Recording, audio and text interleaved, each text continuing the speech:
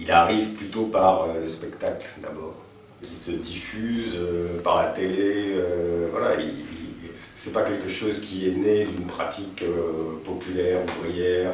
Disons que le foot a été un sport populaire à l'origine. Le foot féminin n'est pas encore un sport populaire en ce sens-là. Ça se diffuse plutôt par le haut, ce qui n'est pas une critique, hein, c'est comme ça. Donc ce qui explique à mon sens qu'il ait plus de succès dans des catégories plus aisées pour l'instant que dans les catégories populaires.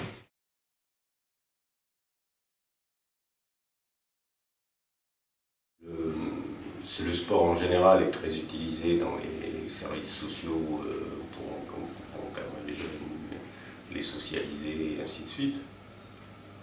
Et le foot fait partie des sports, notamment pour les garçons, mais pour les filles aussi, qui permet de canaliser les gens, leur apprendre à être en équipe, voilà, les socialiser un peu.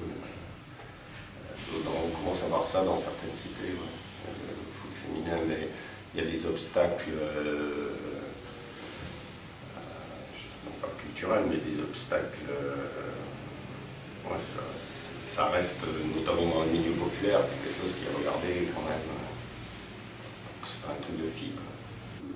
Bon, l'hostilité quand même au foot féminin, et les propos qu'on peut entendre, mais bon, c'est de manière plus générale les rapports hommes-femmes qui sont plus durs dans les catégories populaires. Et les stéréotypes machistes sont beaucoup plus affirmés dans les milieux populaires. Et en particulier dans les banlieues où la situation des femmes s'est considérablement dégradée depuis des ans.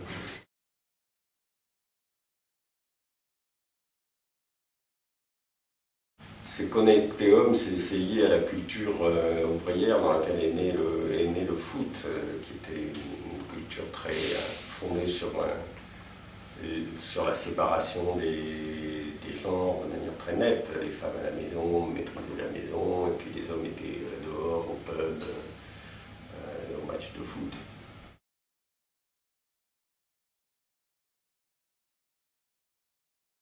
Le foot féminin a un côté spectacle qui est aussi bon que le foot masculin, même si c'est un peu plus lent. On a l'impression que le terrain est plus grand pour les filles.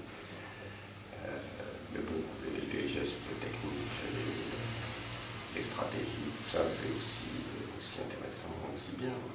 Donc moi, je ne vois pas de différence fondamentale. C'est moins spectaculaire, encore une fois, qu'un très bon match de foot masculin. Si on voit Real-Barça ou quelque chose comme ça. Mais la moyenne du match de foot qu'on voit,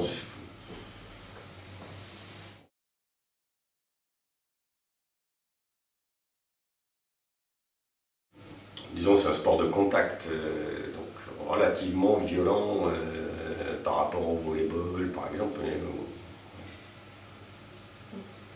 Mais je ne vois pas pourquoi la violence serait associée aux hommes, si je peux me permettre.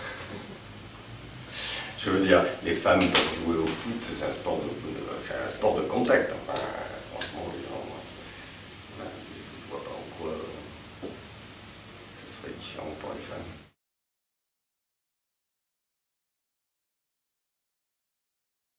Et les petites filles y jouent beaucoup, oui. Assez spontanément d'ailleurs, dans les cours de récré, très souvent les petites filles jouent aussi au foot. C'est après que les stéréotypes font qu'elles s'en détournent peut-être, mais c'est vraiment un sport de petites filles. Dans les cours de récré, je n'ai pas suivi dans les clubs, mais dans les cours de récré, c'est souvent des parties de foot, garçons-filles mélangées, parce que physiquement, il n'y a pas de. Elles